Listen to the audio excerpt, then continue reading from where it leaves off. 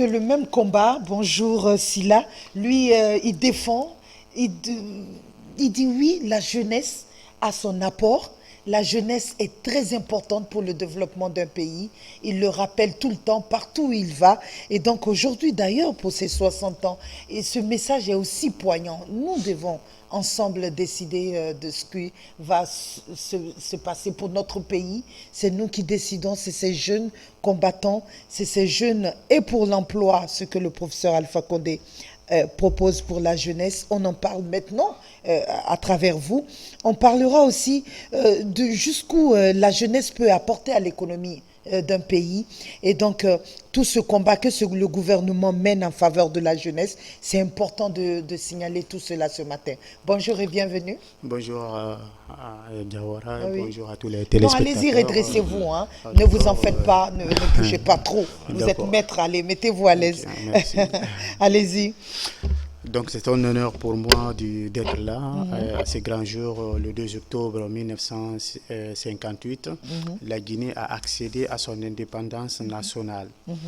Il est important, après 61 ans d'indépendance, que nous puissions évaluer ce que cette indépendance nous a apporté sur le plan de développement économique, social, politique et même en matière de consolidation de l'unité nationale. Au-delà, il faut aussi débattre sur ce que je pourrais dire le défi de l'employabilité en Guinée après 61 ans d'indépendance. Je vais dire que la jeunesse après 61 ans d'indépendance reste encore sur sa faim. Cette jeunesse est encore désespérée. Cette jeunesse est toujours en quête d'un mieux-être. Cette jeunesse est aussi désorganisée et désorientée. Cette jeunesse constitue bien sûr la force qu'il faut pour contribuer efficacement au développement de notre pays. Malheureusement, elle n'est pas assez associée dans les prises de décision. Il faut qu'elle prenne son destin en main. Je suis d'accord, cette jeunesse doit prendre son destin en main. Il faut rappeler de toute façon la volonté que le président de la République, le professeur Alpha Condé, à son premier mandat et deuxième mandat, il a toujours manifesté de bonnes intentions en faveur de cette jeunesse et des femmes. Je pense que les gouvernements précédents ont fait ce qu'ils pouvaient, mais ce qu'il faut retenir, il y a encore des défis, d'énormes défis à relever en termes d'emploi, puisque le taux de chômage aujourd'hui s'élève jusqu'à 80% selon certaines statistiques. Il faut souvent préciser ces statistiques. Oui, ces statistiques, viennent de la Banque mondiale, du PNUD, les dates et bien tout. sûr, et même de l'AFD. Donc c'est très important. Nous pensons que ces taux exorbitant pèse sur même la croissance de notre économie. C'est quoi un jeune qui travaille? C'est quoi? Comment reconnaît-on un jeune pour vous qui travaille? Un jeune qui travaille. Parce que y a quelqu'un qui l'a dit un jour, que tu vois un jeune qui a son télécentre, qui marche bien, qui lui rapporte de l'argent, mais qui dit qu'il rassemble tout ça. Il rassemble de l'argent dans un télécentre pour payer, pour voyager. À ton avis, c'est quoi le bonheur pour ce jeune qui préfère travailler 24 heures sur 24 pour amasser de l'argent, des millions, pour pouvoir se payer pour pouvoir clandestinement voyager? À votre avis, est-ce qu'il sait l'importance de ce qu'il fait? En effet, je me dis qu'il faut que l'État se penche effectivement sur la réalité de la jeunesse guinéenne. Passer une journée dans un bureau climatisé, dans une voiture climatisée, dans les hôtels, vous ne pouvez pas maîtriser en fait la réalité sur le terrain. Les jeunes qui prennent le risque souvent d'aller vers l'Occident, c'est un problème d'information et de niveau intellectuel. Je me dis qu'il faut permettre à cette jeunesse... Tu sais qu'ils ont l'art d'épargner. Beaucoup d'épargner de l'argent. Bien sûr. Parce qu'en tant qu'ONG, généralement, est-ce que vous pensez à leur dire que ce que vous épargnez peut vous servir? Mais bien sûr, les télécentres, c'est des très petites entreprises. C'est une activité génératrice de revenus. De toute façon. Est-ce que vous leur faites comprendre, parce qu'on ne peut pas toujours taper à ces portes? Et qu'est-ce que vous décidez souvent de dire à ces jeunes que ce que vous épargnez, vous gardez pendant des années, ça peut vous servir à faire autre chose. Je me dis, les jeunes peuvent faire confiance en leur pays, en leur économie, en leur système de gouvernance. Il revient aussi à l'État de mettre en place suffisamment d'initiatives pour permettre d'accompagner les jeunes, quel que soit leur niveau d'intervention, que ce soit des jeunes qui interviennent sur le plan informel ou formel, que ce soit des jeunes qui sont dans les métiers, qui sont en formation. Je pense qu'il faut apporter un appui technique à tous ces jeunes qui sont dans divers domaines. Et cela ne peut être défavorable pour notre économie. Soutenir les jeunes qui représentent déjà la majorité de la population guinéenne, je pense que ça peut contribuer efficacement au dynamisme de notre économie. Pour cela, à notre avis, il faut donner l'espoir à la jeunesse qu'elle peut vivre en Guinée, qu'elle peut avoir le bonheur qu'elle aspire en Europe, en Guinée, et que son administration peut se mettre totalement à son service pour faire avancer ces initiatives. Malheureusement, dans ces pays aussi, ce n'est pas facile. Même si vous avez des belles idées, il y a des récupérations d'initiatives dans nos administrations qui ne sont pas aussi intéressantes. C'est des choses qu'il faut vraiment améliorer. Ce que nous savons, le Premier ministre Kassory Fofana, nous avons échangé récemment avec lui, nous avons réellement compris qu'il se préoccupe de la situation des jeunes. Et depuis son arrivée à la primature, nous avons constaté quand même quelques changements. Il y a eu quand même quelques structures qui ont été mises en place, telles que la Mamri, qui pouvait contribuer à sécuriser les recettes de notre fiscalité. Et la mise en place également du projet PATAC, c'est un projet qui va accompagner les jeunes sur le plan de l'entrepreneuriat agricole. Un répertoire a été mis en place. Vous avez eu la chance d'avoir toutes ces informations, mais est-ce que vous pensez à vulgariser? Oui, bien sûr, c'est pour ça que nous profitons de cette occasion pour passer ces messages. Parce que le plus dangereux aussi, c'est que un jeune informé n'informe pas les autres. Hein. Un jeune qui a déjà tu es d'accord avec moi qu'il faut vulgariser, parce que vous avez l'opportunité de discuter avec le Premier ministre sur ce genre de sujet, ou même avec le chef de l'État. Il vous rapporte cela, mais est-ce que vous, après ces différentes rencontres, vous ne les gardez pas pour vous? Vous essayez de vulgariser au sein de vos... et même d'appliquer cela. Je peux vous rassurer que nous sommes une association qui est très dynamique et qui fait une communication très formidable. Nous avons une page Facebook et ceux qui me connaissent savent que nous communiquons régulièrement et nous faisons assez de plaidoyer pour amener les différentes parties prenantes à faire ce que chacun doit faire pour faire avancer en fait la situation en termes économiques et même financiers de la jeunesse guinéenne. Nous savons que les jeunes vivent dans une précarité et cela n'est pas conforme à la vision du président de la République. Je vous dis bien que le Premier ministre a pris des initiatives. Je n'ai pas fini de citer l'ANIES, l'Agence nationale d'inclusion économique et sociale, a été créée pour répondre à toutes ces préoccupations de la jeunesse et des couches sociales les plus vulnérables. Le projet Intégra, etc. Le projet Intégra, c'est un projet qui est financé à peu près à 65 millions de dollars, d'euros. L'ANIES également, plus de 115 millions de dollars, etc. Donc, il y a plein d'initiatives comme ça qui ont été mises en place.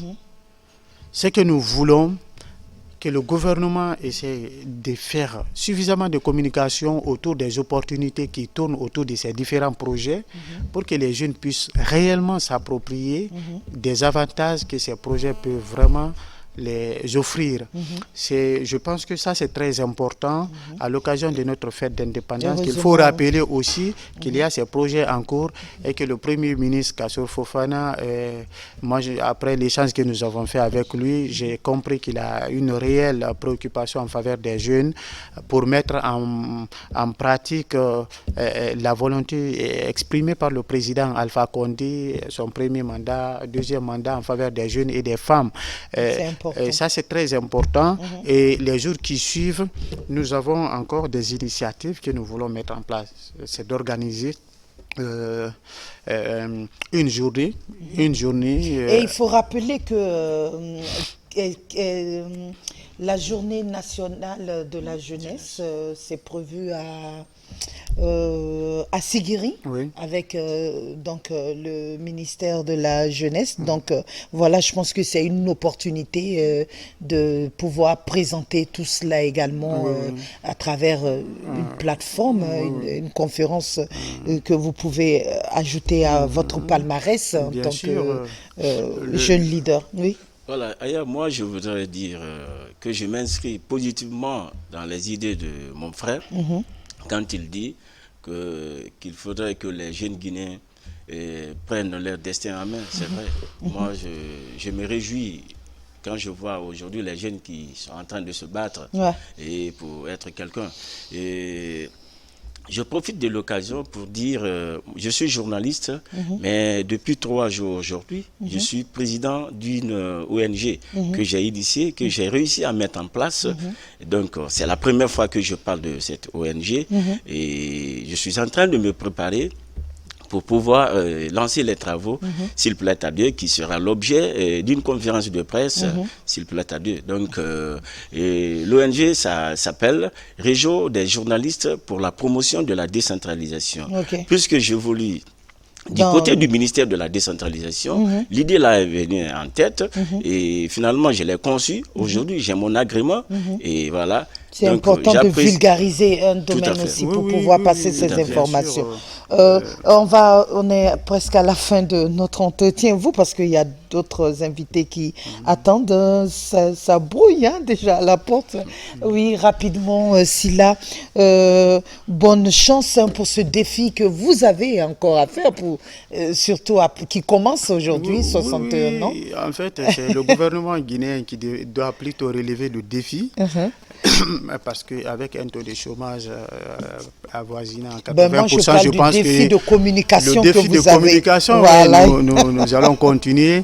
Et c'est le lieu, franchement, de lancer un message à la jeunesse guinéenne, un message d'espoir, que c'est cette jeunesse, malgré toutes les difficultés qu'elle traverse, qu'elle peut continuer sur le gouvernement Kassori qui fait tout ce qui dépend de lui pour faire avancer la situation des jeunes.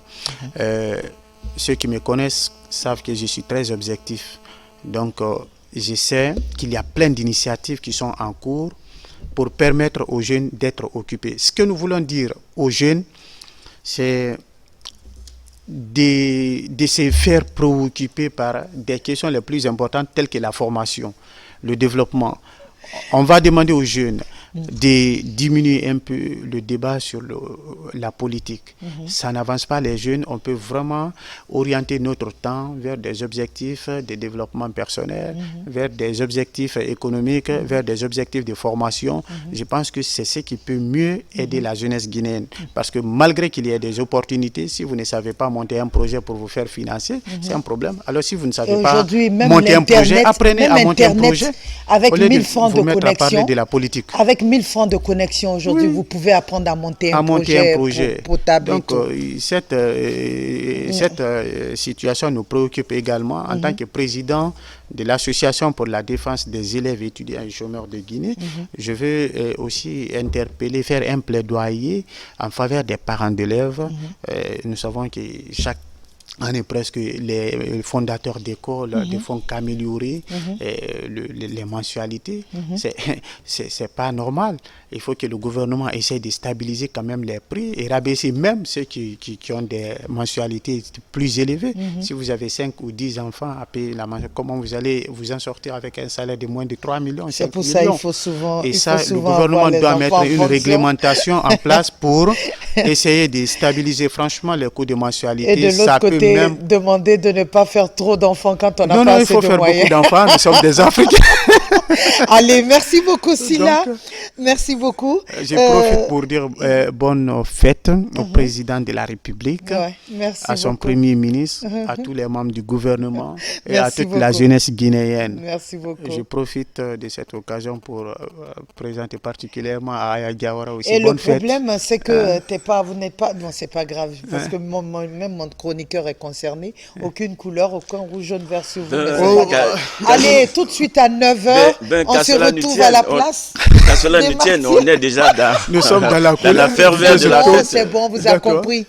Tout de suite à la place des martyrs oui, et tout à n'oubliez pas voilà, les différentes activités sur Conakry. Et merci d'être venu, hein, Silla Fodé Moussa. c'est un Et devoir. aussi Mohamed Lamine. Voilà, pour finir, moi, de Mohamed, mon le côté- temps. Il n'y a pas de Allez-y, problème, j'ai une, juste c'est quelques secondes. Voilà, je disais donc pour finir, je profite de l'occasion pour souhaiter bonne fête à tout le personnel de la RTG. Oui, et merci. Plus particulièrement à la direction générale et À la rédaction politique. à la rédaction politique. Sinon, tu ne seras pas programmé. Oui, Hein? non, avec Nanamou, trois chefs, oui. le rédacteur en chef, son adjoint et le secrétaire général. Voilà. Voilà, donc, merci beaucoup. Allez, on vous merci. accompagne et on reçoit d'autres invités, on reçoit d'autres rubriques pour la suite de la matinale. Encore une fois, bonne fête à tous les Guinéens. Bonne fête de l'indépendance. 2 octobre 2019 ce matin. C'est que du bonheur de vous servir. À tout de suite après cette courte pause, bien sûr. Ouais, je Quoi voulais encore? juste, je voulais souhaiter, non, je voulais souhaiter bonne fête à ma dulcinée. Oh, Fanta voilà, Condé. madame, on comprend. Voilà, madame a compris le message, les enfants, la famille. À tout de suite, aimables téléspectateurs.